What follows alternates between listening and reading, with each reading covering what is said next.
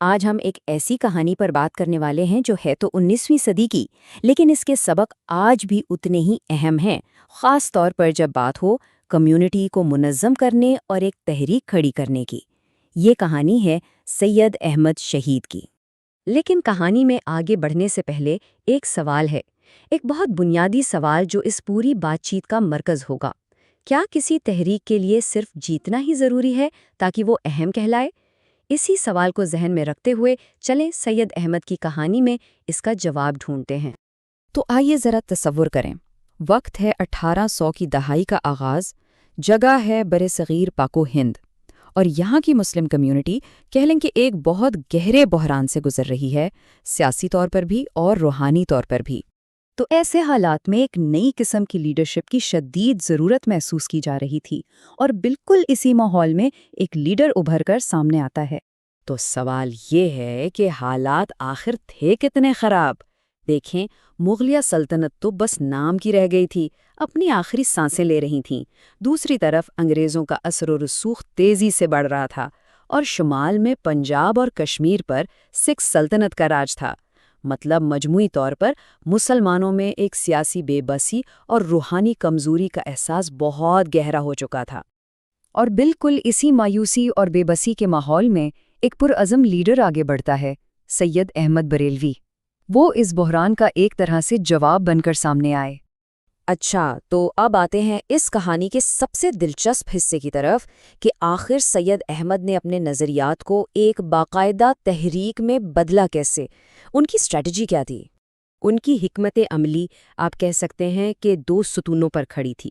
ایک طرف تو تھی روحانی اصلاح، یعنی خالص اسلامی تعلیمات کی طرف واپس جانا، غیر اسلامی رسم و رواج کو چھوڑنا اور ایک کمیونٹی کے طور پر متحد ہونا، اور دوسری طرف تھی سیاسی طاقت، یعنی سیاسی آزادی حاصل کرنا، سکھ راج کو چیلنج کرنا اور ایک اسلامی نظام قائم کرنا۔ اور ان کے لیے یہ دونوں چیزیں الگ نہیں تھیں، بلکہ ایک دوسرے سے جڑی ہوئی تھیں۔ اور اس اسٹریٹجی کو حقیقت بنانے کے لیے انہوں نے بڑے ٹھوس قدم اٹھائے۔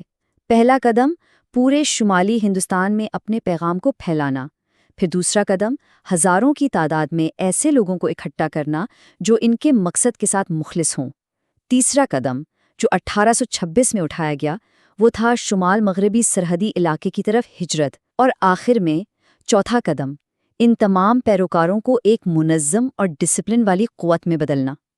یہ ایک تحریک بنانے کا پورا بلو پرنٹ تھا، اور مقصد بالکل صاف تھا، سکھ سلطنت کی طاقت کو چیلنج کرنا۔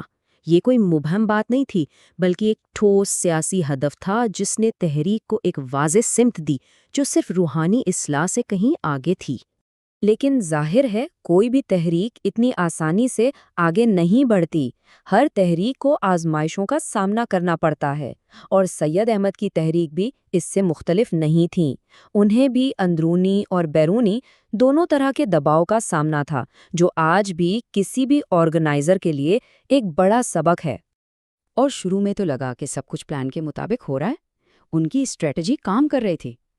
تحریک کو شروع میں کامیابیاں بھی ملی، مقامی لوگوں نے ساتھ بھی دیا، اور یہاں تک کہ کچھ علاقوں میں ایک چھوٹی سی حکومت بھی قائم ہو گئی۔ لیکن پھر جلد ہی مشکلات نے سر اٹھانا شروع کر دیا، اور یہ مشکلات دو طرف سے آئیں۔ ایک طرف تھے اندرونی چیلنجز، ان کی سخت اصلاحات کی وجہ سے مقامی قبائلی لیڈروں کے ساتھ اختلافات پیدا ہو گئے، اور اندرونی پھوٹ نے تحریک کو اندر سے کمزور کرنا شروع کر دیا۔ اور دوسری طرف تھے بیرونی چیلنجز، ایک بہت طاقتور اور منظم سکھ فوج اور مہاراجہ رنجیت سنگھ کی مضبوط حکومت۔ تو مطلب یہ کہ تحریک ایک ہی وقت میں دو محاذوں پر لڑ رہی تھی۔ اور یہ سوال آج بھی اتنا ہی اہم ہے، خاص طور پر ان لوگوں کے لیے جو کوئی تحریک چلا رہے ہیں، کہ جب آپ کو اندر سے بھی مخالفت کا سامنا ہو اور باہر سے بھی، تو ایسی صورتحال میں کوئی تحریک کیسے بچ سکتی ہے، کیسے آگے بڑھ سکتی ہے؟ تو اب آتے ہیں کہانی کے آخری حصے کی طرف۔ یہاں ہم فوری جیت یا ہار کے بجائے اس تحریک کے لمبے عرصے تک رہنے والے اثرات پر بات کریں گے، اور یہ دیکھیں گے کہ کامیابی کا مطلب اصل میں ہوتا کیا ہے۔ یہ ٹائم لائن ہمیں اس تحریک کے آخری اور سب سے فیصلہ کن مرحلے تک لے جاتی ہے۔ 1826 میں ہجرت سے سفر شروع ہوا، پھر 1826 سے 1830 تک یعنی 4 سال سکھ سلطنت کے خلاف لڑائیوں کا ایک سلسلہ چلتا رہا، اور پھر آیا سال 1831 اور بالا کوٹ کی وہ فیصلہ کن جنگ۔ اس بہت شدید لڑائی میں سید احمد اور ان کے بہت سے ساتھی مارے گئے۔ اگر ہم صرف فوجی نظر سے دیکھیں تو یہ ایک شکست تھی، لیکن یہیں پر شہید کا لفظ سب کچھ بدل دیتا ہے۔ شہید ایک عربی لفظ ہے جس کا مطلب ہے گواہ۔ یہ لقب اس شخص کو دیا جاتا ہے جو اپنے یقین، اپنے مقصد کے لیے جان دے دے۔ تو اس ایک لفظ نے ان کی موت کو ایک ناکامی سے ایک قربانی میں بدل دیا، ایک ایسی قربانی جس کے بہت گہرے معنی تھے۔ تو پھر اس تحریک کی اصل میراث کیا بنی؟